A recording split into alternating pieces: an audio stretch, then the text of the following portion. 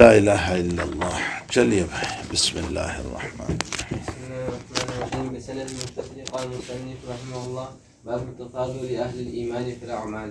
بسم اللہ الرحمن الرحیم. الحمد للہ رب العالمین والصلاة والسلام علی اشرف الانبیاء والمرسلین وعلی آلہ وصحبہ اجمعین. اما بعد، بالسند المتصل قال المصنف رحمہ اللہ تعالی باب تفاضل اہل الایمان فی الاعمال.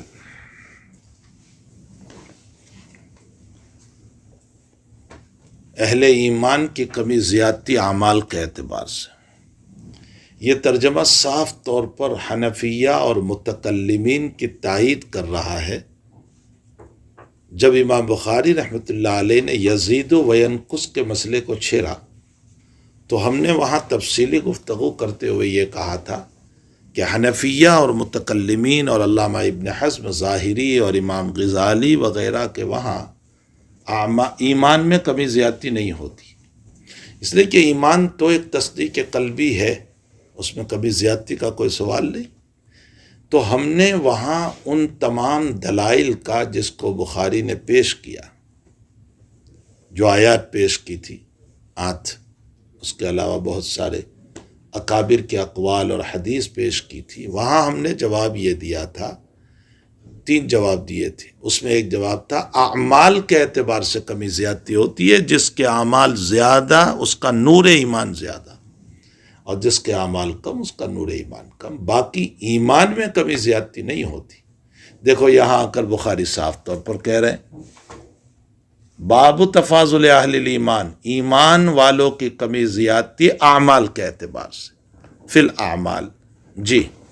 وبه قال حدثنا إسماعيل قال حدثني مالك عن عمرو بن يحيى المازني عن أبيه عن أبي سعيد الخدري رضي الله عنه. اور حقیقت یہی ہے بھائی کہ انسان جب اعمال صالحہ کرتا ہے نا تو دل پر نور پیدا ہوتا ہے، اور جب گناہ کرتا ہے تو ظلمت پیدا ہوتی ہے، تاریکی پیدا ہوتی ہے.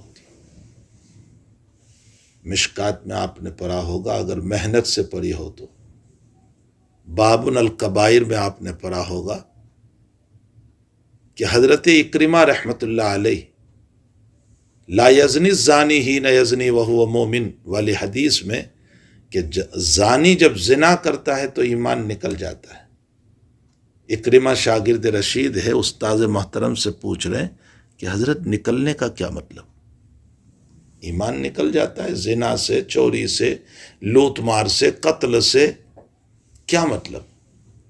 اکرمہ وہ شاگرد ہے جو ابن عباس کے اصلاً غلام تھے، پھر ان کو باندھ دیا تھا، پھر ان کو آزاد کر دیا تھا، پھر ان کو پڑھایا عبداللہ ابن عباس نے، اور ان کو پڑھانے کے لیے ان کے پاؤں میں زنجیر باندھ دیتے تھے تاکہ تیم ہوتنس میں بھاگتے نہ رہے، تو ان کے پاؤں میں بیڑیاں ڈال دیتے تھے. یہ خود اکرمہ کہتے ہیں کہ ابن عباس نے مجھے پڑھانے کے لیے میرے پاؤں میں بیڑیاں ڈال دی تھی. کہاں ہے؟ بخاری شریف کتاب الحج میں ہے، امام بخاری نے اس کو نقل کیا ہے. تو اکرمہ کہتے ہیں کہ حضرت یہ جو ایمان نکل جاتا ہے اس کا کیا مطلب؟ تو حضرت نے یوں کیا، شبقہ، اس کو بولتے ہیں تشبیک، انگلیوں میں انگلیاں داخل کرنا. اب فرمایا کہ اس طرح نکلتا ہے، جب انسان گناہ کرتا ہے نا تو اس طرح نکلتا ہے. کیا نکلتا ہے؟ فرمایا ایمان کا نور نکلتا ہے، ایمان نہیں. ایمان تو تصدیق قلبی ہے، وہ رہے گا، اس لیے کہ وہ زنا کر رہا ہے، چوری کر رہا ہے تو بھی اس کا یقین تو یہی ہے نا کہ ایک اللہ ہے، رسول ہے. ایمان نہیں نکلتا، نور ایمان نکلتا ہے. کچھ سمجھ میں آیا؟ اور جب توبہ کرتا ہے تو ابن عباس کہتے ہیں پھر یوں آ جاتا ہے ایمان، نور ایمان پھر داخل ہو جاتا ہے، پھر شبقہ. یہ مشکات میں ہے. معلوم یہ ہوتا ہے کہ نور ایمان نکلتا ہے، ایمان نہیں نکلتا.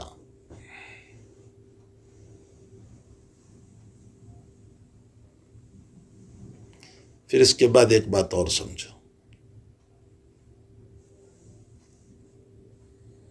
جب انسان توبہ نہیں کرتا، تو معاصی کی وجہ سے ظلمت پیدا ہوتی ہے، تاریکی پیدا ہوتی ہے، اور ظلمت اور تاریکی جو ہوا کرتی ہے نا، اس میں بے چینی آتی ہے۔ آپ ابھی یہ لائٹ بند کر دو، بالکل آپ کو بے چینی شروع ہو جائے گی، پریشانی شروع ہو جائے گی۔ کیوں؟ اندھیرے کی وجہ سے، ظلمت کی وجہ سے۔ تو جب قلب کے اوپر بھی اسی طرح کے گناہ کا مسئلہ ہوگا اور گناہ کی وجہ سے قلب پر تاریکی پیدا ہو گئی تو دل بے چین رہتا ہے۔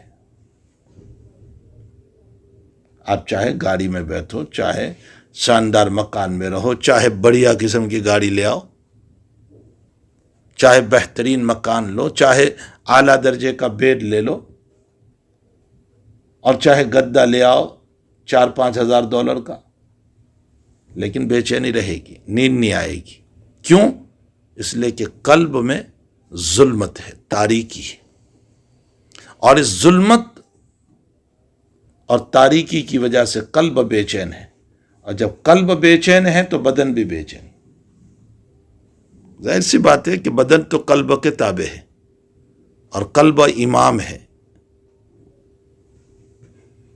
اس لیے توبہ کریں گے تو ظلمت دور ہوگی، اور جب ظلمت دور ہوگی تو قلب کی بے چینی ختم ہو جائے گی۔ کچھ سمجھ میں بھی آ رہا ہے؟ جی۔ عن ابي سعيد الخدري رضي الله عنه عن النبي صلى الله عليه وسلم قال يدخل اهل الجنه الجنه واهل النار النار ثم يقول الله اخرجوا۔ نبی علیہ السلام نے فرمایا جنتی جنت میں جب چلے جائیں گے، جہنمی جہنم میں جب چلے جائیں گے، قیامت کے دن فیصلے کے بعد۔ جی۔ ثم يقول الله اخرجوا من كان في قلبه مثقال۔ تو پھر وہ مومنین جو جہنم میں گئے ہیں نا گناہوں کی وجہ سے، نبی علیہ السلام سے حکم ہوگا نکالو ان لوگوں کو جس کے دل میں رائی کے دانے کے برابر ایمان ہے، من قلبہ مثقال حبۃ من خردل، جس کے دل میں رائی کے دانے کے برابر ایمان ہے۔ جی۔ فيخرجون منها قد ودوا، ان کو نکالا جائے گا، حال یہ ہوگا قد اسودوا، جل کر سیاہ ہو چکے ہوں گے، کالے ہو چکے ہوں گے۔ جی۔ فيلقون في نهر الحياة او الحياة، وہاں ایک نہر ہوگی، اس نہر کو نہر حیات کہتے ہیں۔ یہ تو شک راوی ہے کہ آیا اس کو نہر حیا یا نہر حیات، شک کا مالک۔ یہ کس کو شک ہوا ہے؟ امام مالک رحمۃ اللہ علیہ کو، اس لیے اسی طرح شک کے ساتھ نقل کیا، ورنہ راجح نہر الحیات جیسا کہ آگے آ رہا ہے۔ تو ان مومنین عاصی کو جہنم سے نکال کر نہر حیات میں داخل کیے جائیں گے۔ جی۔ فينبتون كما تنبت الحبة، یہ لوگ جو ہیں اس طرح صاف ہو کر نکلیں گے، کما تنبت الحبۃ، حبہ اور حبہ، یاد رکھو حبہ اس دانے کو کہتے ہیں جو بغیر اگائے اگ نکلتا ہے، جیسے گھاس واس ہوتا ہے نا، یہاں گھاس پڑی ہوئی ہے باہر، وہ کوئی اگاتا تھوڑے ہی ہے، وہ ایسے ہی نکل جاتی ہے۔ اور حبہ اس دانے کو کہتے ہیں جس کو باقاعدہ اگایا جاتا ہے۔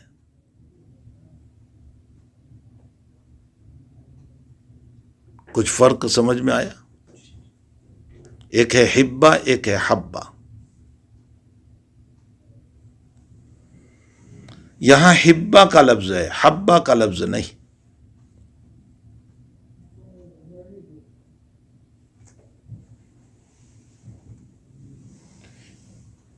اور جو اپنے اعتبار سے اگ نکلتا ہے نا، وہ جلدی جلدی چلتا ہے، جیسے بعض چیزوں کا بیل زمین سے نکلتی ہے تو یوں مرتی ہوئی چلتی ہے، بس اسی طرح کما تنبت الحبۃ فی جانب السیل۔ اور محبت بھی جو ہے نا وہ حبن سے ماخوذ ہے، حبتن دانہ، اور دانہ زمین سے آہستہ آہستہ یوں نکلتا ہے اور محبت بھی اسی طرح آہستہ آہستہ بڑھتی جاتی ہے. اس لیے محبت کا لفظ جو ہے وہ حبتن سے ماخوذ ہے.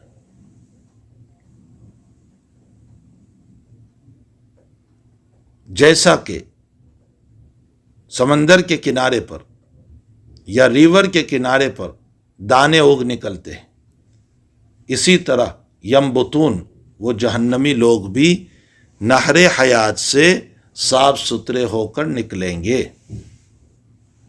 الم تری انہا تخرج صفراء ملتویہ، ارے تو نہیں دیکھتا ہے کہ جب دانہ زمین سے نکلتا ہے تو صفرا ہرا ہرا. یہ گھاس کا رنگ کون سا ہوتا ہے؟ کیا بولتے ہیں اس رنگ کو؟ گھاس کا جو رنگ ہوتا ہے نا، گرین. ہاں گرین، اسی کو صفرا کہتے ہیں. Green green. ملتویہ، ملتویہ کا معنی یوں گھومتا ہوا نکلتا ہے. جیسے کدو کی بیل آپ نے دیکھی ہوگی، دودھی کی بیل یا گریپس، جیسے وہ نکلتا ہے نا، یہ ایک تشبیہ دیتے ہیں نبی علیہ السلام. اسی طرح یہ بھی اندر سے جہنم سے اسی طرح نکلیں گے. یہ تو ہو گئے حدیث شریف. اب امام بخاری رحمۃ اللہ علیہ اس سے کیسے استدلال فرما رہے ہیں کہ اعمال سے ایمان میں کمی زیادتی ہوتی ہے؟ اس حدیث سے کیسے استدلال کیا؟ اوپر آپ نے حدیث میں پڑھا فی قلبہ مثقال حبۃ من خردل من ایمان. ارے روایت میں آپ نے پڑھا مثقال حبۃ من خردل من ایمان.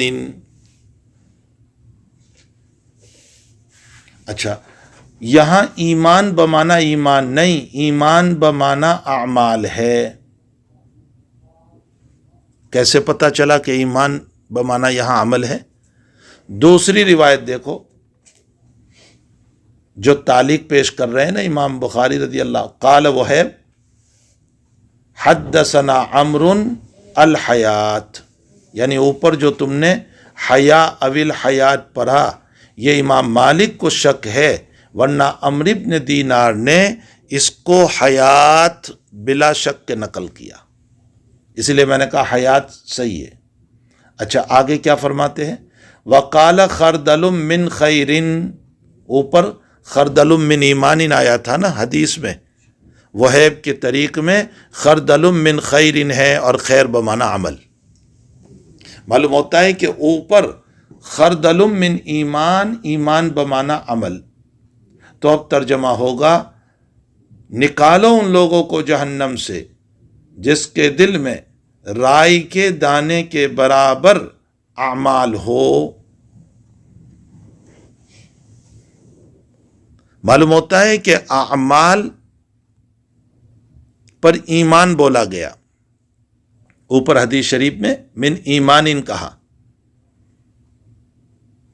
تو اعمال پر ایمان بولنا یہ اس بات کی دلیل ہے کہ اعمال ایمان کا جز ہے.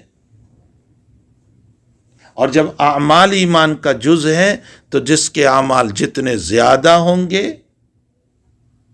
اس کا ایمان اتنا اونچا ہوگا، اور جس کے اعمال کم ہوں گے اس کا ایمان اتنا نیچے ہوگا. تقریر سمجھ میں آئی؟ کیسے ثابت کیا؟ عمل پر ایمان بولا نبی علیہ السلام نے، من ایمانن، اور مراد عمل ہے اس لیے کہ من خیرن آگے آ رہا ہے، تو عمل پر ایمان بولا. معلوم ہوتا ہے کہ اعمال پر ایمان بولنا اس بات کی دلیل ہے کہ اعمال ایمان کا جز ہے. اور جب جز ہے تو اب اس صورت میں جس کے اعمال زیادہ اس کا ایمان اعلیٰ، اور جس کے اعمال کم اس کا ایمان ناقص ہوگا. یزید و ینقص ثابت کر دیا، لیکن ثابت اس طرح کیا کہ اعمال سے کمی زیادتی ہوتی ہے. اور یہ تو ہم بھی کہتے ہیں کہ اعمال سے کمی زیادتی ہوتی ہے، یہ بات تو ہماری تائید کر رہا ہے. اس کے بعد ایک بات، مثقال حبۃ، مثقال حبۃ، اس کا مطلب یہ ہے کہ اعمال کا وزن ہوگا رائی کے دانے کے برابر. تو یہ وزن ہی تو ہے. قیامت کے دن اعمال کا وزن ہوگا، جی یہ بالاتفاق ہے کہ وزن ہوگا. صرف معتزلہ منع کرتے ہیں، یہ ہر جگہ پر تانگ آتے ہیں. معتزلہ جو ہے وہ ہر جگہ تانگراتے ہیں بلا دلیل کے۔ قیامت میں وزن ہوگا، وزن کی شکل کیا ہوگی؟ بعض اکابر کی رائے یہ ہے کہ نام اعمال تولے جائیں گے،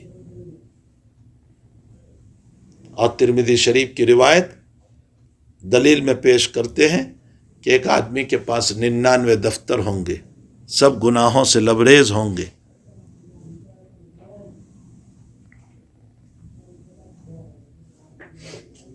لیکن عبداللہ ابن عباس رضی اللہ تعالیٰ عنہما، امام ابو حنیفہ، امام احمد، امام بخاری وغیرہ سارے اکابر یہ فرماتے ہیں کہ خود اعمال کا وزن ہوگا۔ سوال ہوتا ہے کہ اعمال کا کیسے وزن؟ ابن عباس فرماتے ہیں کہ اعمال کو جسم دیا جائے گا، ان الاعمال تتجسد، اچھے اعمال اچھی شکل میں اور برے اعمال بری شکل میں۔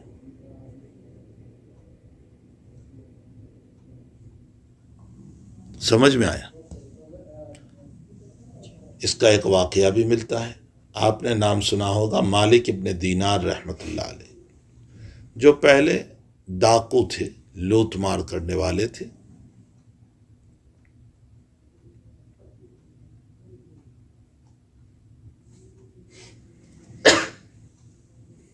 ایک مرتبہ انہوں نے خواب دیکھا کہ ایک بہت بڑا اژدہا میرے پیچھے دوڑ رہا ہے۔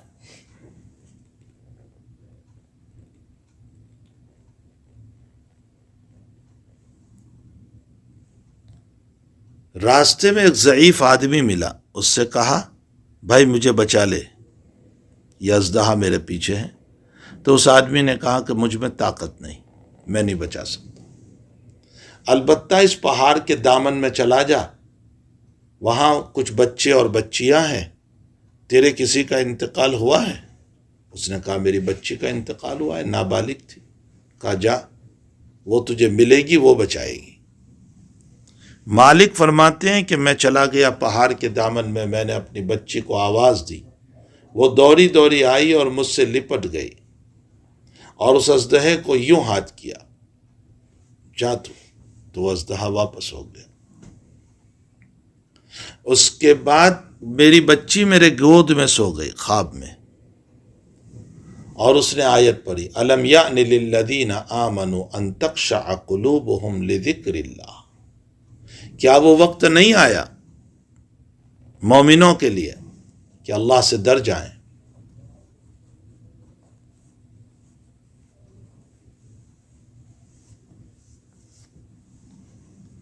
کچھ سمجھ میں آیا؟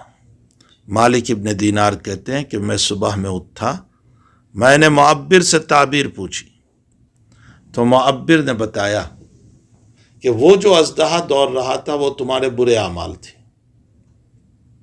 اور وہ جو بیچ میں بڑے میاں ملے تھے نا، جنہوں نے مدد کرنے سے منع کیا، وہ تمہارے صالح اعمال تھے، لیکن وہ اتنے کمزور تھے کہ وہ برے اعمال کا مقابلہ نہ کر سکے۔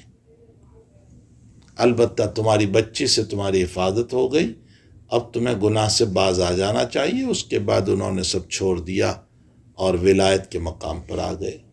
تو یہاں برے اعمال کو سانپ کی شکل ملی اور اچھے اعمال کو ضعیف انسان کی شکل ملی۔ معلوم ہوتا ہے ابن عباس کہتے ہیں قیامت کے دن اللہ تعالیٰ اسی طرح اعمال کو جسم دینے والا ہے، اور پھر اسی جسم کے ذریعے سے وزن ہوگا۔ امام بخاری کی بھی یہی رائے ہے، اس حدیث شریف سے بھی یہی ثابت ہوتا ہے۔ واللہ سبحانہ وتعالی عالم۔ چلیے۔ وبه قال حدثنا محمد بن عبيد الله قال حدثنا إبراهيم بن سعد عن صالح عن ابن شهاب عن أبي أمامة بن سهل بن حنيف أن سمع أبا سعيد الخدري رضي الله عنه يقول قال رسول الله صلى الله عليه وسلم بين أنا نائم رأيت الناس يعرضون علي۔ جی میں نے رسول اللہ صلی اللہ علیہ وسلم فرماتے ہیں میں نے خواب دیکھا کہ لوگ میرے سامنے پیش کیے جا رہے ہیں، یعرضون علی، اور ان کی باڈی پر، ان کے بدن پر قمیص ہے، کسی کا قمیص سینے تک، کسی کا اس کے نیچے، کسی کا اس کے نیچے۔ عمر بن الخطاب رضی اللہ تعالیٰ عنہ کو جب مجھ پر پیش کیا گیا تو ان کا جو قمیص تھا نا یجرہ، وہ اتنا لمبا تھا کہ وہ گھسٹتے ہوئے چل رہے تھے. یجرہ. صحابہ فرماتے ہیں کہ حضرت اس خواب کی تعبیر کیا ہوگی؟ فما اولتہ یا رسول اللہ، فرمایا دین. یہاں دین بمعنی اعمال ہے، یعنی عمر کے اعمال اتنے زیادہ ہے کہ وہ گھسٹتے ہوئے چل رہے ہیں.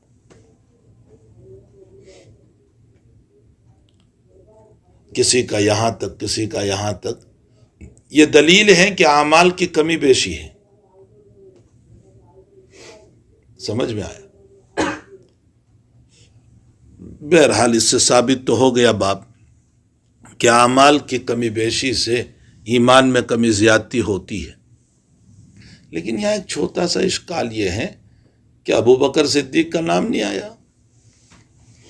اس کا جواب یہ ہے کہ ابو بکر کا مقام تو اتنا اونچا ہے کہ عمر کی ساری زندگی کی نیکیاں جمع کی جائیں تو عمر کے ابو بکر کے ہجرت والی رات کا مقابلہ نہیں کر سکتی.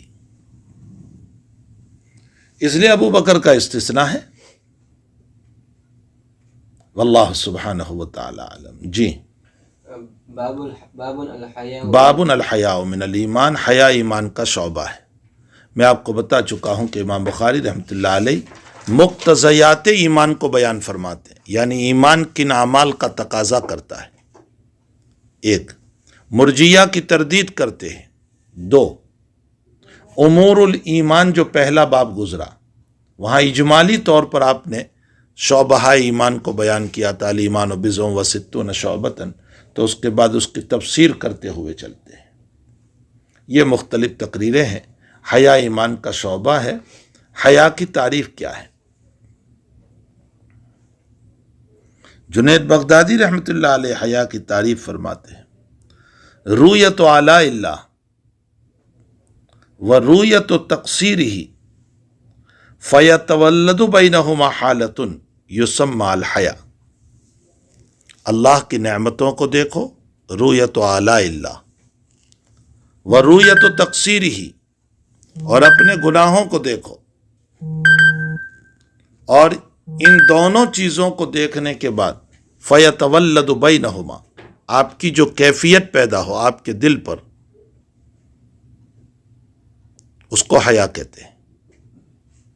آپ کے دل پر کیا کیفیت ہوگی؟ اللہ اکبر، اللہ کی اتنی نعمتیں، میرے اتنے گناہ، تو آپ کے دل پر ایک قسم کی کیفیت ہوگی. اس کو حیا کہا جاتا ہے. علامہ راغب اصفہانی نے حیا کی تعریف فرمائی: انقباض النفس عن القبیح،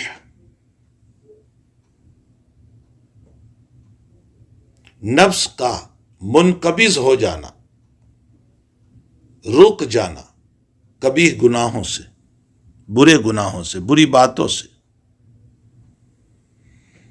اس کو کہا جاتا ہے حیا. حیا ایک بہت اچھی صفت ہے. لیکن سوال یہ ہے کہ حیا تو ایک فطری چیز ہے، طبعی چیز ہے، اور ایمان ایک کسبی چیز ہے جو اپنے اختیار سے حاصل ہوتا ہے. کسب کا معنی اختیار سے. تو جو چیز فطری ہے یعنی نیچرلی ہے، جو اللہ نے پیدا کی ہماری باڈی میں، وہ کسبی چیز کا شعبہ کیسے ہوگی؟ اختیاری چیز کا شعبہ کیسے ہوگی؟ بھائی نماز اپنے اختیار سے پڑھتے ہیں تو چلو نماز کا شعبہ ہے، نماز دین کا شعبہ. روزہ اپنے اختیار سے رکھتے ہیں، روزہ ایمان کا شعبہ. زکوٰۃ اپنے اختیار سے، تو زکوٰۃ ایمان کا. لیکن حیا تو ایک فطری چیز ہے، طبعی چیز ہے. تو یہ ایمان اختیاریہ کا سبب کیسے بنا؟ کچھ سمجھ میں آیا؟ اس کے مختلف جوابات دیے. ایک جواب تو یہ دیا کہ حیا کی دو قسمیں ہیں، حیا فطری اور حیا کسبی. یہاں حیا کسبی مراد ہے. ایک دوسرا جواب یہ دیا کہ یہاں حیا بول کر گناہوں سے رکنا مراد لیا. حیا ذریعہ ہے گناہوں سے بچنے کا، تو حیا سبب ہے اور گناہوں سے بچنا مسبب ہے. تو یہاں سبب بول کر مسبب مراد لیا۔ امام طحاوی رحمۃ اللہ علیہ فرماتے ہیں کہ جیسے ایمان گناہوں سے روکتا ہے، اسی طرح حیا بھی گناہوں سے روکتی۔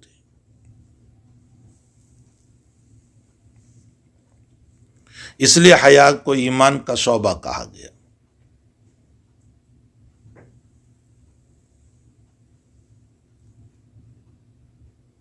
ایک آسان جواب یہ ہے کہ حیا اگرچہ طبعی ہے، فطری ہے، لیکن حیا پر عمل کرنا کسبی ہے۔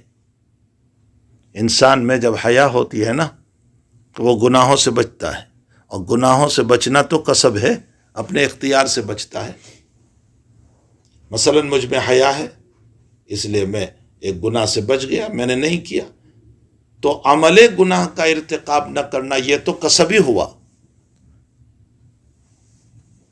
تو اب مطلب یہ نکلے گا کہ الحیاء من الایمان کا مطلب یہ ہے کہ حیا کی بنیاد پر گناہوں سے بچنا یہ ایمان کا شعبہ ہے۔ پھر یاد رکھو حیا کی 3 قسمیں: حیا شرعی، حیا عرفی، حیا عقلی۔ شریعت جن کاموں کا حکم دیتی ہے ان کا کرنا یہ حیا شرعی ہے، اور اس کے خلاف کرنا یہ حیا شرعی کے خلاف کرنا ہوا، اور حیا شرعی کا خلاف کرنے والا اصطلاح میں فاسق کہا جاتا ہے۔ مثلا شریعت نے کہا نماز پڑھو، نماز پڑھو گے تو حیا ہے، نہیں پڑھو گے فاسق۔ شریعت نے کہا چوری نہ کرو، چوری نہیں کریں گے حیا ہے، اور اگر چوری کی ہے تو فاسق۔ تو حیا شرعی یہ ہے کہ شریعت کے امور کو انجام دیا جائے، اور اگر اس کے خلاف کر رہا ہے تو فاسق قرار دیا جائے۔ ایک حیا عرفی ہے۔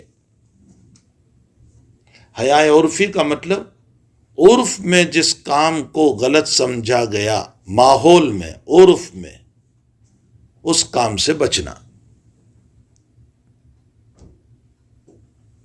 اور اس کے خلاف کرو گے تو ابلہ کہے جاؤ گے، بے وقوف۔ جیسے کوئی راستہ چلتے ہوئے ادھر دیکھتا ہے ادھر دیکھتا ہے، بار بار ادھر ادھر دیکھتا رہتا ہے، بھائی نیچے دیکھ کر چل۔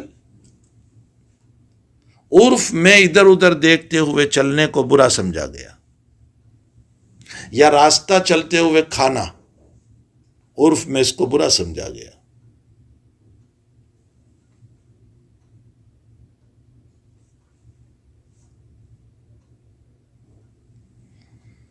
ایک ہے حیا عقلی۔ عقل جن باتوں کا تقاضا کرتی ہے اس کے مطابق کام کرنا حیا عقلی ہے۔ کپڑے درست ہو، بال ٹھیک ہو، وقار اور سنجیدگی ہو، عقل اس کا تقاضا کرتی ہے۔ اب اگر آپ اس کے خلاف کپڑے پھاڑ رہے ہیں تو یہ عقل کے خلاف کام کر رہے ہیں، اور عقل حیا عقلی کے خلاف کرنے والے کو مجنون کہا جاتا ہے۔ پھر علامہ قشیری رحمۃ اللہ علیہ نے حیا کی کچھ اقسام بیان فرمائے۔ علامہ قشیری بہت بڑے صوفی وقت گزرے ہیں۔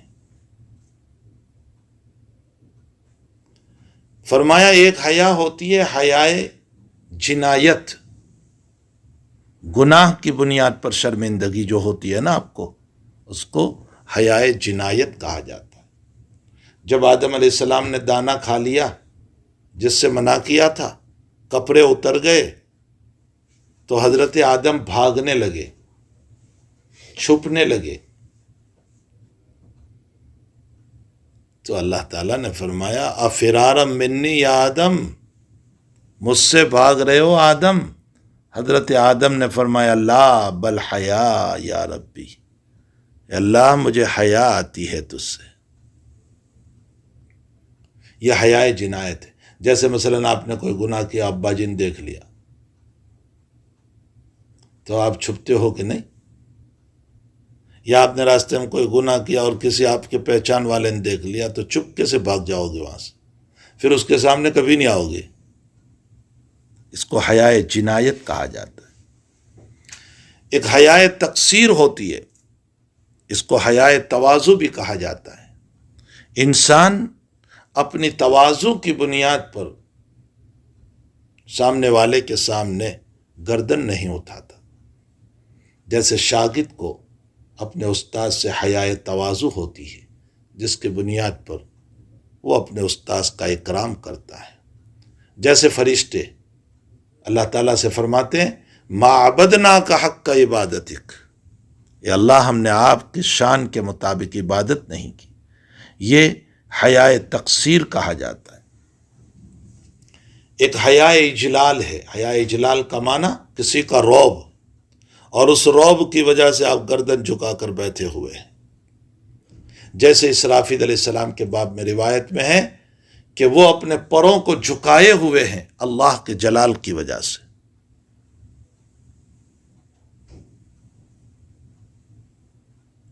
ایک حیا ہوتی ہے حیاء کرم، انسان کی صفت کہ اس میں اس کی طبیعت شرمیلی ہے۔ جیسے نبی اکرم صلی اللہ علیہ وسلم باوجود کہ کوئی آپ کے خلاف کرتا تھا پھر بھی آپ خاموش رہتے تھے۔ زینب کا ولیمہ تھا، روایت آپ پڑھو گے، صحابہ کو آپ نے دعوت دی، سارے صحابہ کھا کر چلے گئے، اور 3 صحابی جو تھے وہ تمہاری طرح باتورے تھے، جو بات بہت کرتے تھے، وہ بیٹھے رہے حضرت کے گھر میں۔ اب حضرت کو زینب سے ملنا ہے خلوت میں، اور وہ جناب ہیں کہ اٹھنے کا نام نہیں لے رہے ہیں۔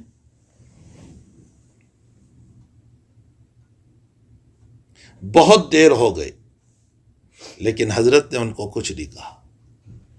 اللہ کو آیت اتارنی پڑی کہ میرا نبی جب بلائے تب آؤ، اور فَإِذَا طَعِمْتُمْ فَانْتَشِرُوا، کھانا کھا لو تو جاؤ، وَلَا مُسْتَانِسِينَ لِحَدِيثٍ، باتیں کرتے ہوئے بیٹھے مت رہو، إِنَّ ذَلِكُمْ كَانَ يُؤْذِي النَّبِيَّ، یہ نبی کو تکلیف دیتی ہے بات، وَيَسْتَحْيِي مِنْكُمْ، لیکن نبی تم سے حیا کرتا ہے۔ حضرت میں کتنی حیا تھی۔ کتاب النکاح میں آپ روایت پڑھو گے، اللہ کی توفیق شامل حال رہی، وہاں حدیث ہے کہ کنواری باحیا پردہ نشین، کتنی صفات ہیں، کنواری باحیا پردہ نشین، لڑکی سے زیادہ حیا تھی۔ 4 صفات۔ اولاً تو لڑکی، عورت میں حیا زیادہ ہوتی ہے۔ نمبر 2، جبکہ وہ کنواری ہو، بے نکاح ہو، اس میں حیا اور زیادہ۔ نمبر 3، پردہ نشین ہو۔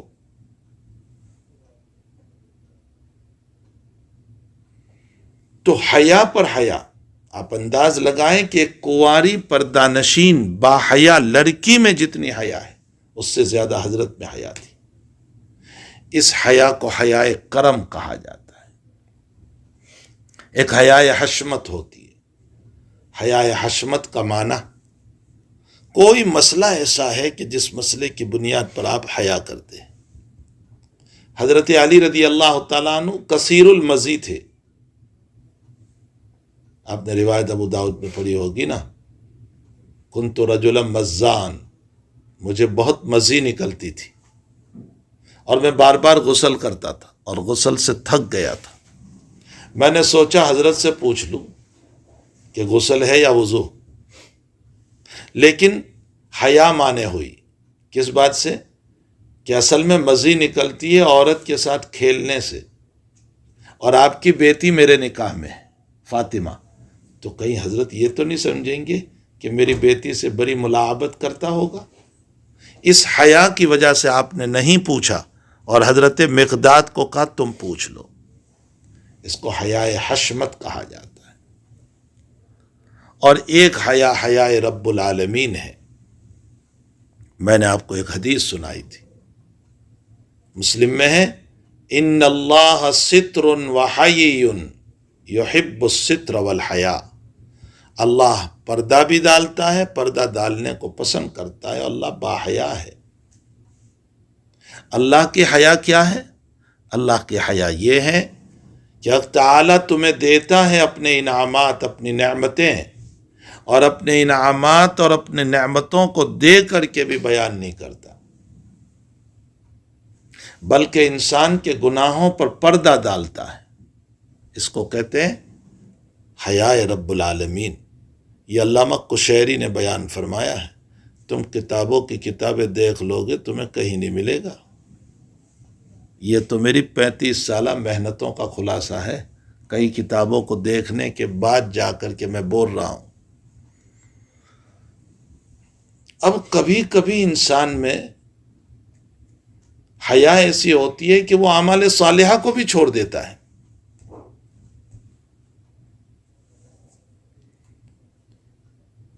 مثلا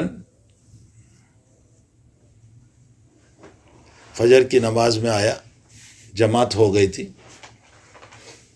دروازے پر آیا تو سوچنے لگا لوگ نکل رہے ہیں، اب مجھے دیکھیں گے تو کہیں گے مول صاحب ہو کر لیٹ آیا، تو واپس ہو گیا۔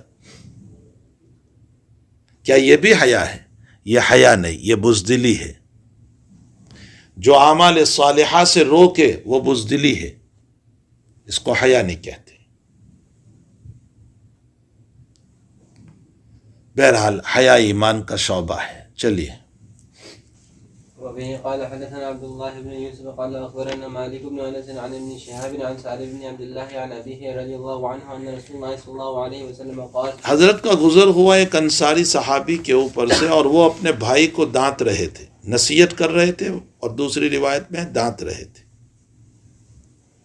کس بات پر؟ بھائی کے پیسے باقی تھے، اور بھائی پیسے ہی نہیں مانگتا تھا۔ مثلا اویس کے پیسے باقی ہے، یہ آپ سے مانگتا ہی نہیں، تو اب میں ان کو ڈانٹنے لگا کہ بھائی اتنی بھی کیا حیا ہے، اپنا حق ہے مانگو۔ اور حضرت کا وہاں سے گزر ہوا تو دیکھا کہ وہ بھائی اپنے بھائی کو نصیحت کر رہا ہے، پیسے مانگنے کو کہہ رہا ہے، ڈانٹ رہا ہے، اور سمجھا رہا ہے کہ اتنی بھی حیا نہیں ہونی چاہیے۔ تو حضرت نے فرمایا کہ بھائی اس کے حیا رہنے دو اس کے پاس، اس لیے کہ آپ نے ابھی پیسے مانگنے کے لیے بے حیا بنا دیا اس کو، کہ حیا کو چھوڑ اور حق مانگ۔ کل کو ایسا نہ ہو کہ اس کا حیا کو چھوڑنا اور بے حیا بن جانا گناہ پہ نہ ڈال دے۔ سمجھ میں آیا؟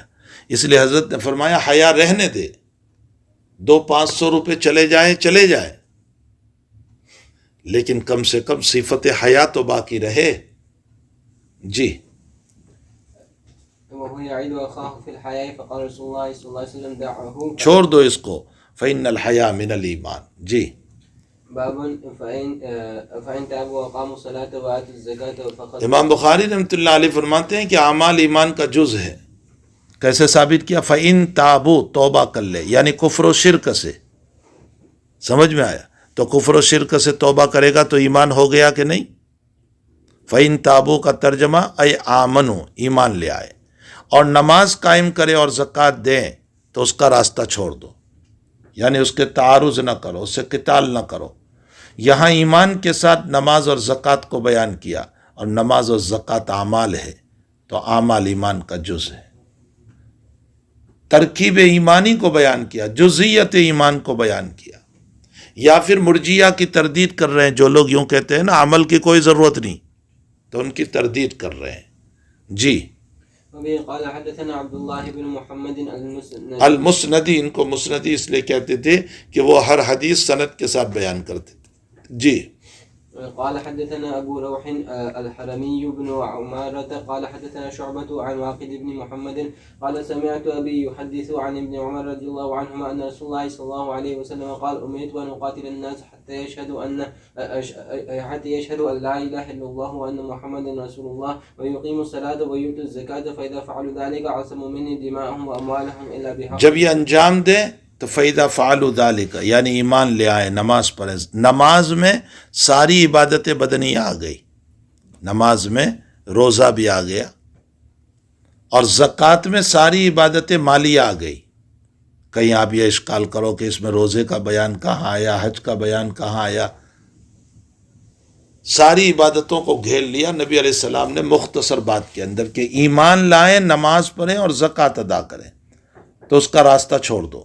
جی، یعنی اس سے تعارض نہ کرو. عصم و منی، اس کا خون اور مال اس کا محفوظ ہے، جان مال محفوظ ہے، یعنی نہ قتال ہوگا نہ قتل ہوگا، کچھ نہیں.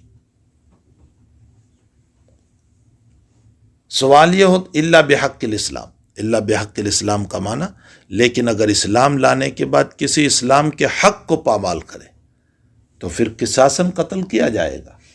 مثلا کسی کو جان بوجھ کر قتل کیا یا زنا کیا اور شادی شدہ تھا، ارے سمجھ میں آیا، یہ ہے الا بحق الاسلام. جی، وحسابہم علی اللہ، اور باقی اس کے دل کی جو کچھ بات ہوگی وہ اللہ جانے، اس کا حساب اللہ کے ذمہ ہے. اب یہاں ایک بات سنو، نماز قائم کرے، زکوٰۃ ادا کرے اور ایمان لے آئے تو راستہ معلوم یہ ہوتا ہے کہ مومن کا راستہ چھوڑ دو، اس کے ساتھ کوئی قتال نہیں ہوگا. تو کیا غیر مومن ایمان نہیں لاتے ان سے قتال ہوگا؟ یہی تو کہہ رہے ہیں کفار کہ تلوار کے زور سے پھیلا. اس کا جواب یہ ہے کہ یہاں قتال سے مطلب حقیقی قتال نہیں، قتال کا مطلب جزیہ بھی ہوتا ہے، یعنی اسلام کے تابع ہونا پسند کر لیں جس طرح بھی ہو. دو باتیں. تیسری بات یہ ہے کہ آیا ترک صلاۃ عمدن کا کیا مسئلہ ہے؟ جان بوجھ کر اگر کوئی نماز چھوڑ دے تو اس کا کیا مسئلہ ہے؟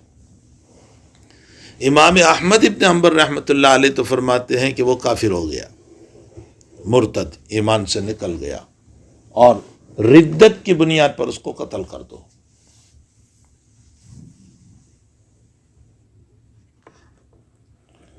امام شافعی رحمۃ اللہ علیہ فرماتے ہیں کہ سزان قتل کر سکتے ہیں، مرتد نہیں ہوا، مومن ہے وہ.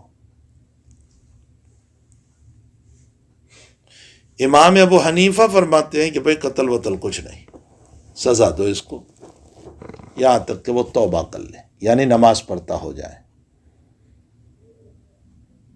امام احمد کی دلیل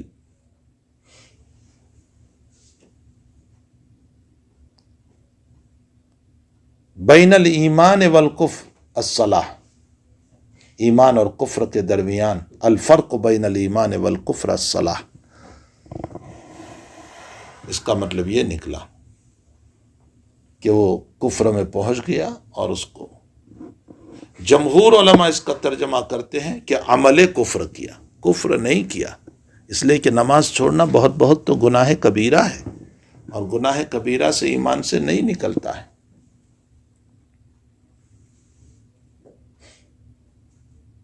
اس سلسلے میں امام شافعی رحمۃ اللہ علیہ استاد محترم اور امام احمد شاگرد محترم کا مناظرہ بھی ہے. امام شافعی نے اپنے بیٹے امام احمد کو فرمایا کہ تم یہ کہتے ہو کہ نماز چھوڑنے کی وجہ سے کافر ہو گیا عمدن؟ آپ نے فرمایا ہاں. تو فرمایا اس کی توبہ کی شکل کیا؟ امام شافعی نے پوچھا آپ اس کی توبہ کی شکل کیا؟ فرمایا وہ نماز پڑھ لے. تو امام شافعی نے فرمایا تم نے تو کفر کا فتویٰ دے دیا، تو کافر کی نماز کا اعتبار کہاں ہے؟ ارے بھائی کفر کی حالت میں تو نماز ہی قبول نہیں ہوگی پھر. فسقط احمد، امام احمد کوئی جواب نہیں دے سکے. اللہ سبحانہ وتعالی عالم. جی، باب من قال ان الایمان هو العمل. باب من قال ان الایمان هو العمل. امام بخاری رحمۃ اللہ علیہ فرماتے ہیں کہ ایمان و عمل ہے. یہ کیا کہنا چاہتے ہیں ایمان و عمل ہے؟ امام یہ بتانا چاہ رہے ہیں کہ یاد رکھو تصدیق قلبی بھی ایک عمل ہے، دل سے تصدیق کرنا یہ بھی ایک عمل ہے. تو الایمان هو العمل، اسی لیے محشی علام نے مابین السطور لکھا ہے ومرادہ بہذا الرد علی من قال الایمان قول بلا عمل.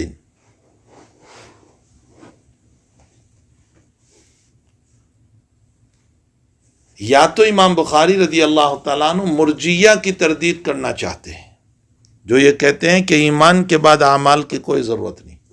امام کہتے ہیں کہ ان الایمان هو العمل، ایمان اعمال کا تقاضا کرتا ہے، اور اعمال کی بنیاد پر ایمان مکمل ہوتا ہے۔ پہلی تقریر میں نے کیا کی؟ العمل سے مطلب تصدیق قلبی، تو الایمان هو العمل ای الایمان هو تصدیق القلب۔ نمبر 2، اب مرجیہ کی تردید۔ مرجیہ کی تردید اس طرح پر کہ مرجیہ کہتے ہیں اعمال کی کوئی ضرورت نہیں، امام بخاری کہتے ہیں کہ ان الایمان هو العمل ای ان الایمان قد یکمل من العمل، ایمان اعمال سے مکمل ہوتا ہے، اگر اعمال نہیں تو ایمان میں جان نہیں پیدا ہوگی۔ کیا دلیل ہے اس کی؟ امام بخاری اب اس پر دلائل پیش کرتے ہیں۔ لقول اللہ تعالی وَتِلْكَ الْجَنَّةُ الَّتِي أُورِثْتُمُوهَا بِمَا كُنْتُمْ تَعْمَلُونَ، اللہ نے تمہیں جنت کا وارث بنا دیا تمہارے اعمال کی وجہ سے، بِمَا كُنْتُمْ تَعْمَلُونَ، تمہارے اعمال کی وجہ سے۔ جمہور مفسرین یہاں تفسیر کرتے ہیں ای بِمَا كُنْتُمْ تُؤْمِنُونَ، تعملون کی تفسیر کیا کرتے ہیں؟ تؤمنون، اس لیے کہ بھائی صرف عمل پر تو جنت کے وارث نہیں بنتے نا، اگر صرف عمل پر جنت کے وارث بنتے تو عیسائی نماز پڑھ لے وہ بھی جنت میں جانا چاہیے، کافر نماز پڑھ لے وہ بھی جنت میں جانا چاہیے۔ ایمان کے ساتھ جو اعمال ہے وہ جنت میں لے جاتے ہیں، تو یہاں تعملون بمعنی تؤمنون ہے، اللہ نے تم کو جنت کا وارث بنایا تمہارے اعمال کی وجہ سے، یعنی تمہارے ایمان کی وجہ سے۔ بخاری کیا ثابت کرنا چاہتے ہیں؟ ایمان پر اعمال کا لفظ بولا گیا، ایمان پر اعمال کا لفظ بولا، یہ اس بات کی دلیل ہے کہ اعمال ایمان کا جز ہے۔ جب اعمال ایمان کا جز ہے تو اب اس صورت میں عمل کو کل عدم نہیں قرار دیا جا سکتا، صرف تصدیق کافی نہیں ہوگی بلکہ اعمال بھی ضروری ہوں گی۔ تقریر سمجھ میں آئی؟ جی۔ وقال عدة من أهل العلم في قوله تعالى فوربك لنسألنهم أجمعين عما كانوا يعملون عن قول لا، تمہارے رب کی قسم ہم ضرور سوال کریں گے سارے لوگوں سے قیامت کے دن اما کانوا یعملون، دیکھو یہاں بھی یعملون آیا، تمہارے عمل کے سلسلے میں۔ عمل کی کیا تفسیر کر رہے ہیں؟ امام بخاری کہتے ہیں کہ متعدد محدثین نے، اہل العلم نے اس کی تفسیر فرمائی لا الہ الا اللہ۔ معلوم ہوتا ہے یعملون بمعنی ایمان ہے، یہاں بھی وہی تقریر ہوگی کہ ایمان پر عمل بولا گیا، معلوم ہوتا ہے اعمال ایمان کا جز ہے تو عمل کو کالعدم قرار نہیں دے جا سکتے۔ جی۔ وقال تعالی لمثل هذا فليعمل العاملون، یہ صحابہ کی مثال دے رہے ہیں کہ لوگوں کو چاہیے کہ ایسا ایمان لائے جیسے یہ لوگ ایمان لائے، ایسے عمل کریں جیسے یہ لوگ عمل کر رہے ہیں۔ یہاں ایمان پر عاملون بولا گیا، عمل بولا گیا، اور مراد ایمان ہے یہاں۔ ان تینوں آیتوں کو پیش کر کے امام بخاری یہ ثابت کرنا چاہتے ہیں کہ ایمان پر عمل کا لفظ بولا، یہ جب ہی ہو سکتا ہے جب کہ اعمال ایمان کا جز ہو، اور اگر اعمال ایمان کا جز ہی نہیں ہے تو پھر ایمان پر عمل کیوں بولا جاتا ہے؟ اور جب جز ہے تو ان اعمال کو کرنا ضروری ہوگا، اس لیے مرجیہ کی طرح عمل کی نفی نہیں ہو سکتی۔ تقریر سمجھ میں آئی؟ یہ ہے خلاصہ۔ اب پہلی آیت پر ایک اشکال ہوتا ہے، تلک الجنت التی اورثتموها بما کنتم تعملون، ہم نے تم کو جنت کا وارث بنا دیا تمہارے اعمال کی وجہ سے۔ سوال یہ ہوتا ہے کہ میراث میں جو مال ملتا ہے وہ تو مورث کے مرنے کے بعد، مورث مرے گا تو وارث کو ملے گا نا۔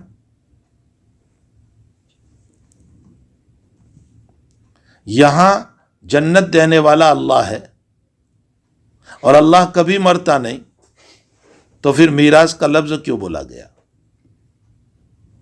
اشکال سمجھ میں آیا؟ اس کا ایک جواب تو یہ ہے کہ یہ مجازن بولا گیا، اس کا دوسرا جواب یہ ہے کہ اصل میں آدم علیہ السلام پہلے جنت میں رہے تھے، اور آدم ہمارے ابا ہے، تو جنت ان کی میراث ہے، تو اللہ تعالیٰ اپنے باپ کی میراث ہم کو عطا کرے گا۔ یہ اور بات ہے کہ آدم بھی جائیں گے، لیکن باپ کی میراث، ارے آدم بھی تو رہیں گے اس میں، لیکن ہے آدم کی میراث۔ ایک تیسرا جواب یہ ہے کہ یہ ان لوگوں کی میراث ہے جو جہنم میں گئے، اس لیے کہ جتنے انسان ہیں ان کا حصہ جنت میں بھی ہے، جہنم میں بھی ہے، لیکن جو لوگ جہنم میں گئے تو جہنم میں جانے والوں کا جنت کا حصہ جو ہے نا وہ مومنین کو مل جائے گا، تو جہنمیوں کے اعتبار سے میراث کہا گیا۔ کچھ سمجھ میں آیا؟ سب سے بہتر چوتھا جواب، میراث میں جو مال ملتا ہے وہ بطور تملیک ملتا ہے، آپ مالک ہو جاتے ہیں اس کے۔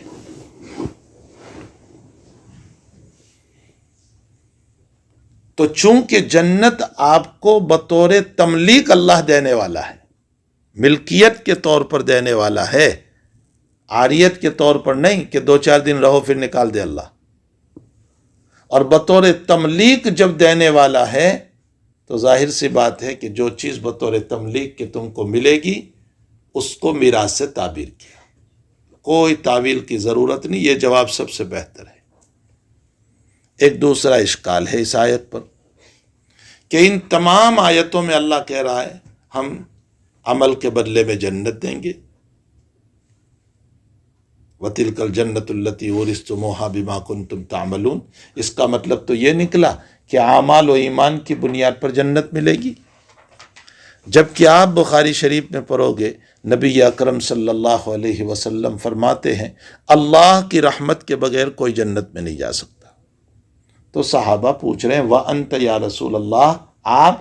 حضرت نے فرمایا وَأَنَا أَيْضًا إِلَّا أَن يَتَغَمَّدَنِيَ اللَّهُ تَعَالَى، اللہ کہ اللہ تعالیٰ اپنی رحمت سے مجھ کو ڈھانپ لے۔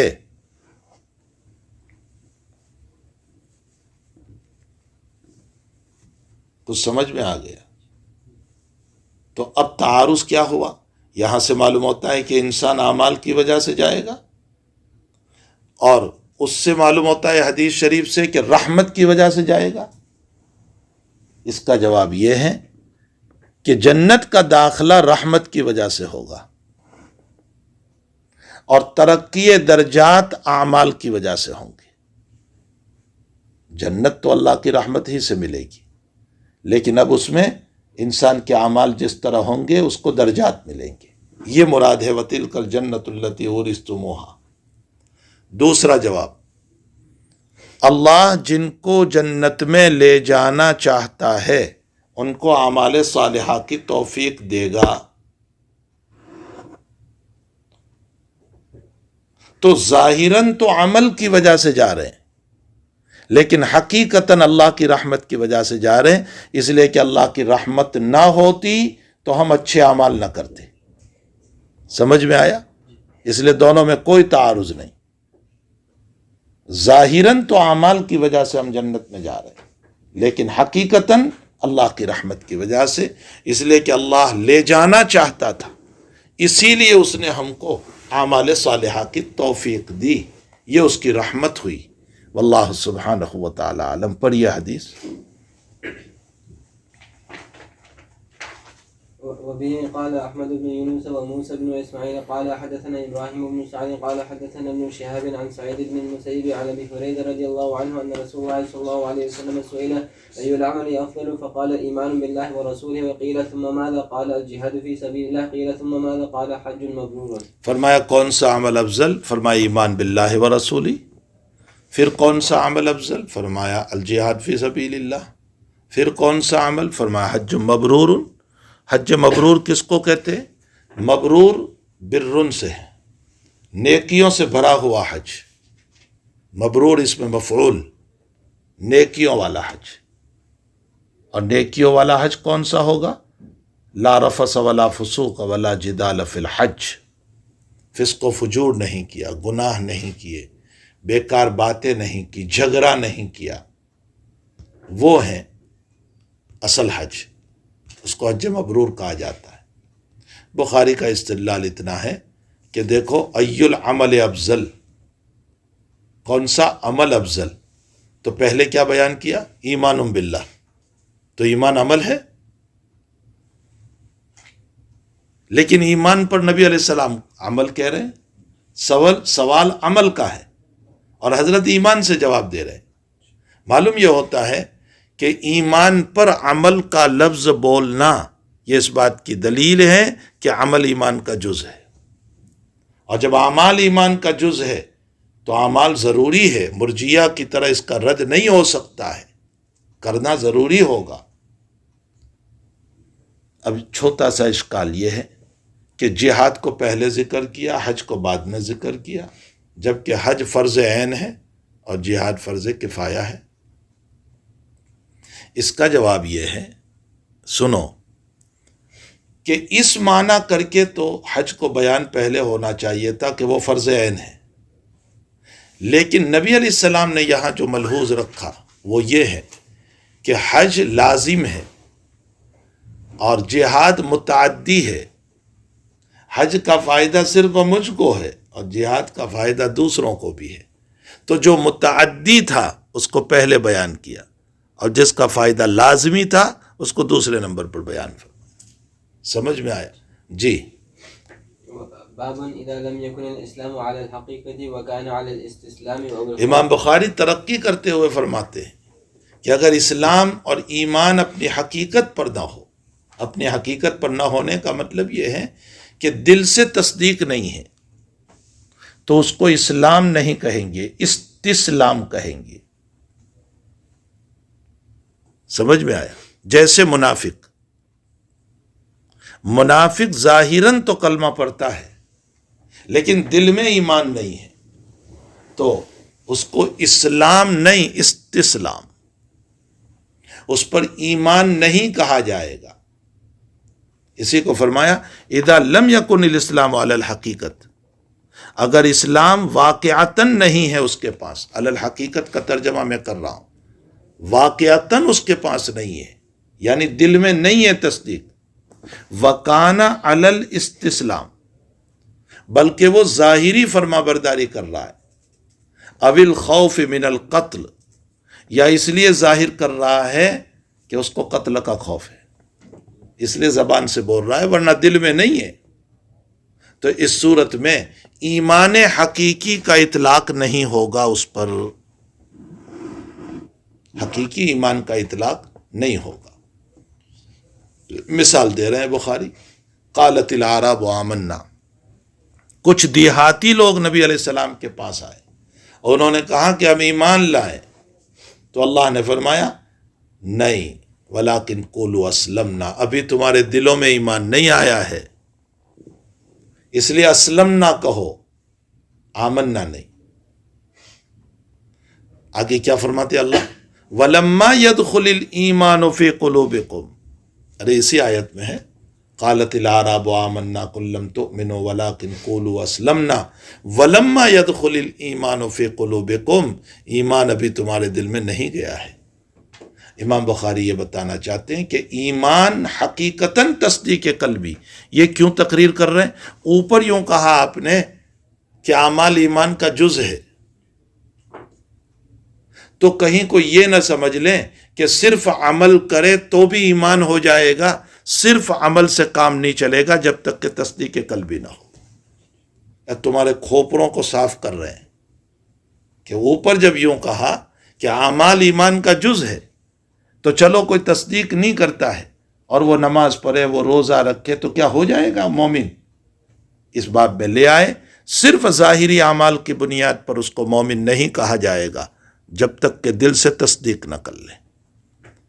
اور قرآن سے دلیل پیش کر رہے ہیں، قالت الاعراب آمنا قل لم تؤمنوا ولکن قولوا اسلمنا، ہو گیا۔ آگے فرماتے فَإِذَا كَانَ عَلَى الْحَقِيقَةِ، لیکن حقیقت میں جب ایمان ہو، یعنی واقعتاً جب تصدیق ہو، تو پھر اللہ تعالیٰ کا قول ان الدین عند اللہ الاسلام، دین بے شک اسلام ہی ہے، اس کا مطلب یہ نکلا کہ اسلام کا اطلاق ظاہراً ہو اس پر بھی ہوتا ہے اور تصدیق قلبی ہو اس پر بھی ہوتا ہے، لیکن ایمان کا اطلاق سمجھنا باطناً ایمان ہو تو ہی ہوگا، ظاہراً زبان کے بولنے پر ایمان کا اطلاق نہیں ہوگا۔ تو ایک ہے حقیقتاً دین، حقیقتاً دین ہو تو وہ ایمان بھی ہے، اسلام بھی ہے، اور ایک ہے ظاہراً صرف پیسے لینے کے لیے یا قتل کے خوف سے یا بینیفٹ لینے کے لیے کہ چلو ظاہراً اپنے آپ کو مسلمان بناؤ تاکہ دارالاسلام کے فائدے ملتے رہیں۔ یہ استسلام ہے، اسلام نہیں ہے، اس پر ایمان کا اطلاق نہیں ہوگا۔ امام بخاری فرق کرنا چاہتے ہیں، واللہ سبحانہ وتعالی عالم۔ پر یہ حدیث وبه قال حدثنا ابو اليمان قال اخبرنا شعيب عن الزهري قال اخبرني عامر بن سعد بن ابي وقاص عن سعد رضي الله عنه ان رسول الله صلى الله عليه وسلم عاد رهطا وسعد جالسا فذكر حضرت سعد بن ابی وقاص مراد ہے یہاں۔ حضرت سعد بیٹھے ہوئے تھے، رسول اللہ صلی اللہ علیہ وسلم مال تقسیم فرما رہے تھے۔ آتا رہتن، ایک جماعت تھی، اس کو دے رہے تھے، حضرت سعد وہاں بیٹھے ہوئے تھے۔ حضرت سب کو دے رہے تھے لیکن ایک آدمی کو نہیں دیا۔ یہ کون آدمی تھا؟ حضرت جعیل بن سراقہ رضی اللہ تعالیٰ عنہ، یاد رکھنا، جعیل بن سراقہ، حضرت نے ان کو نہیں دیا۔ چلیے، فترك رسول الله صلى الله عليه وسلم رجلا هو عجبهم الي هو عجبهم الیہ، سعد کہتے ہیں میں ان کو اچھا سمجھتا تھا، یعنی جعیل کو میں اچھا سمجھتا تھا کہ یہ مومن ہے اور حضرت ان کو کیوں نہیں دے رہے ہیں؟ جی، فقلت يا رسول الله ما لك میں کھڑا ہوا اور کھڑے ہو کر حضرت سے فرمایا یا رسول اللہ مالکن فلان، آپ فلانے کو کیوں نہیں دے رہے ہیں؟ فواللہ انی لأراه مومنا، اللہ کی قسم میں ان کو مومن جانتا ہوں۔ تو حضرت نے اتنا تلقین کر دیا او مسلمہ، لأراه مومنا نہ کہو، لأراه مسلمہ کہو۔ کیوں؟ اس لیے کہ ایمان کا تعلق تصدیق قلبی سے ہے، اور دل میں تصدیق ہے یا نہیں اس کا پتہ کسی کو نہیں، آپ نے ظاہراً جو دیکھا ہے نا اسی پر فتوا دو، اس لیے مسلم کہو، مومن نہ کہو ان کو۔ جی، فسكت قليلا ثم فسقط تو قلیلاً، میں تھوڑی دیر چپ چاپ بیٹھ گیا، لیکن پھر مجھے جوش آیا، میں پھر کھڑا ہوا، میں نے کہا کہ یا رسول اللہ آپ ان کو نہیں دے رہے، میں ان کو مومن سمجھتا ہوں۔ حضرت نے پھر وہی جملہ فرمایا او مسلمہ۔ جی، ثم غلبني ما علم منه فقلت لمقالتي فقلت ما لك عن فلان فوالله اني لا اراه مؤمنا فقال او مسلما فسكت قليلا ثم غلبني تیسری مرتبہ پھر مجھے جوش آیا، پھر میں کھڑا ہوا، حضرت نے پھر اسی طرح مجھے کہا او مسلمہ، یعنی مومن نہ کہو، اس لیے کہ یہ دل کی بات ہے، تم نے کسی کے دل کو چیر کر کے تو دیکھا نہیں۔ سمجھ میں آیا؟ جی، بس یہ روایت تو بخاری اس لیے لائے کہ مومن اور مسلم میں فرق ہے، ایک حقیقتاً تصدیق کرنے والا ہوتا ہے اور ایک ظاہراً کسی مصلحت کی بنیاد پر کرتا ہے۔ جی، وعد رسول الله صلى الله عليه وسلم ثم قال اور دوسری روایت میں ہے کہ میں کھڑا ہوا وساررت، چپکے سے میں نے آپ صلی اللہ علیہ وسلم کے کان میں کہا یا رسول اللہ آپ ان کو نہیں دیتے۔ اس سے یہ معلوم ہوتا ہے کہ بڑوں کے پاس اگر کچھ کام ہو تو ان کے پاس جا کر آہستہ سے کہنا چاہیے، اور یہاں ہے بس 3 مرتبہ۔ دوسری روایت میں ہے کہ جب تیسری مرتبہ کھڑے ہوئے تو حضرت نے فرمایا ارے سعد تم تو جیسے مجھ سے لڑ رہے ہو اس کو دلانے کے لیے۔ اس کے بعد حضرت نے فرمایا کہ میں اس کو کیوں نہیں دے رہا ہوں اور سب کو کیوں دیا، اس کی وضاحت کی۔ جی، ثم قال يا سعد اني لا اعطي الرجل وغيره احب الي میں کسی آدمی کو دیتا ہوں اور دوسرا اس سے زیادہ اچھا ہوتا ہے میرے نزدیک، یعنی جس پر مجھے اعتماد ہوتا ہے میں اس کو نہیں دیتا ہوں، اور جن کو دیتا ہوں وہ ایمان میں کچے ہوتے ہیں، مؤلفت قلوب ہوتے ہیں، تو اس کی وجہ سے میں ان کو دے رہا ہوں، اور جعیل کو میں اچھا سمجھتا ہوں، اس لیے میں نہیں دے رہا ہوں. جی. خشیت ان یکبہ اللہ فی النار. خشیت ان یکبہ اللہ فی النار، یعنی میں جن کو دیتا ہوں نا وہ اس لیے دیتا ہوں کہ ایمان کے کچے ہیں، اسی حالت میں مر جائیں گے تو اللہ ان کو جہنم میں داخل نہ کر دے. تو ایمان میں مضبوط بنانے کے لیے میں ان کو دیتا ہوں. اور جویل ایمان میں پکے ہیں، مجھے اعتماد ہے، اس لیے میں نہیں دیتا. یہاں سے معلوم ہوتا ہے پیارو کہ نبی علیہ السلام مال بھی جو تقسیم فرماتے تھے وہ اس بنیاد پر کہ لوگ جنت میں جانے والے ہو جائیں، جہنم سے بچ جائیں. دیکھو، خشیت ان یکبہ اللہ فی النار، کہیں جہنم میں نہ چلا جائے.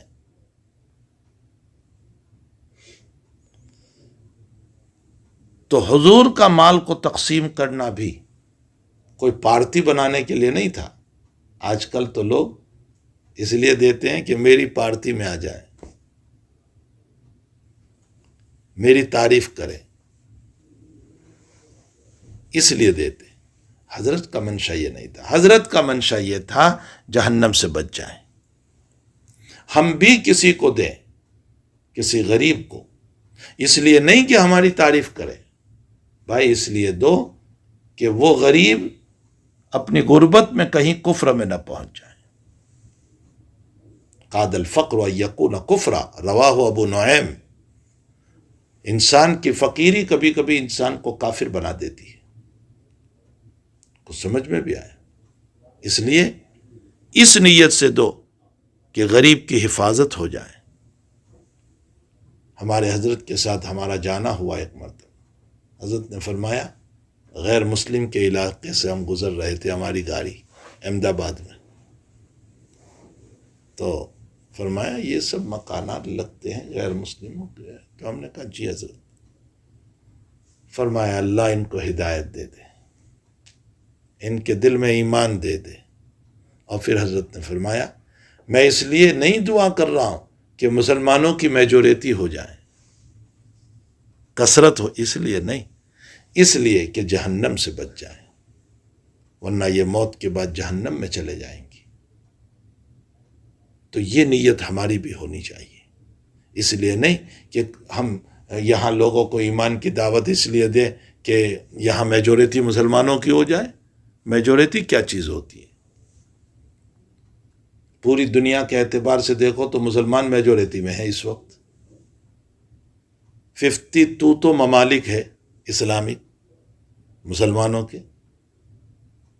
اور دوسرے ممالک وہ ہیں جس کے اندر کہیں 10%، کہیں 20%، کہیں 30%، کہیں 40% مسلمان ہیں. تو سب کو ملا لو، بے شمار مسلمان ہیں. لیکن کیا مسلمان کے اندر اسلام کہاں ہے؟ قلت و کثرت کوئی چیز نہیں. حنین میں مسلمانوں کی کثرت تھی، اور ذرا سا غرور آ گیا کہ اس مرتبہ تو ہم بہت زیادہ ہے، کامیاب ہو ہی جائیں گے. اللہ نے شکست دے دی. وَيَوْمَ حُنَيْنٍ إِذْ أَعْجَبَتْكُمْ كَثْرَتُكُمْ، تمہاری کثرت پر تمہیں عجب آ گیا. فَلَمْ تُغْنِ عَنْكُمْ شَيْئًا، تمہاری کثرت تم کو نہ بچا سکی. وَضَاقَتْ عَلَيْكُمُ الْأَرْضُ بِمَا رَحُبَتْ، اور زمین وسعت والی ہونے کے باوجود تنگ ہو گئی. آج تمہارا کیا حال ہے مسلمانوں کا؟ میں اسی آیت کو اس وقت پر فٹ کر رہا ہوں. تم میجورٹی میں ہو لیکن تم بولنے کے محتاج ہو، تم کچھ نہیں بول سکتے ہو، چاہے اسلام کے خلاف کچھ بھی ہوتا رہے. میجورٹی سے کیا ہوتا ہے؟ کوئی مسلمان ہو تو ہم یوں کہیں، اس لیے نہیں کہ میجورٹی ہو جائے، اس لیے کہ اللہ جہنم سے بچا لے. یہ ہماری نیت ہونی چاہیے. نبی اکرم صلی اللہ علیہ وسلم کی بھی یہی نیت تھی. اس کو آپ نے فرمایا خشیت ان یکبہ اللہ فی النار. ورواہ یونس و صالح و معمر و ابن اخی الزہری عن الزہری. اللہ سبحانہ.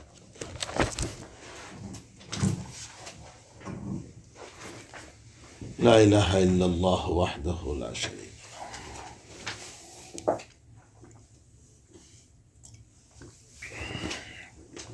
سبحان اللہ.